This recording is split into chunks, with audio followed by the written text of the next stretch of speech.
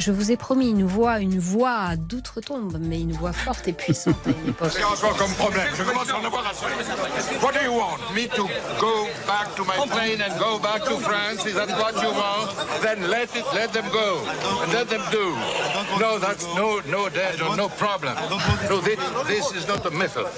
This is a provocation. That is provocation. It's not a provocation. Please, you stop now. You stop now. Quel anglais, hein, ce président Chirac. C'était en octobre 96. Le président Chirac était en visite officielle en Israël. Les services de sécurité étaient sur les dents. Yitzhak Rabin s'était fait assassiner récemment, auparavant. Et donc, Benjamin Netanyahou, déjà lui, s'était excusé, etc.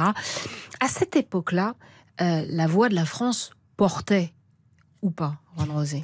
Elle portait, et c'est jusqu'à l'arrivée de Chirac. Je pense que c'est à partir de ce moment-là, en fait, les années qui ont suivi, où la voix de la France a beaucoup moins porté.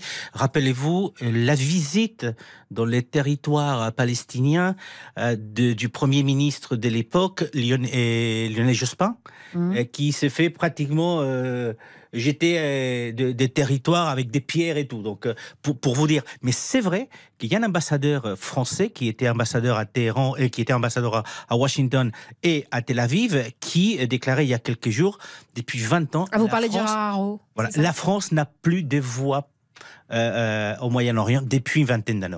Si vous calculez, 96... Ouais, c'est à ce moment-là.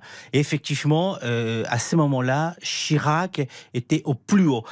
Et il faut quand même aussi se rappeler, quelques années après, M. Macron est allé aussi du côté de la vieille ville. En 2020. Et il a cherché, je dis pas chercher, mais voilà, il a voulu refaire le coup de Jacques Chirac quand il s'est fâché dans la vieille ville. Oui, c'est vrai. Et il a été beaucoup critiqué parce qu'on disait qu'il théâtralisait. En fait, il voulait faire du Chirac, notamment.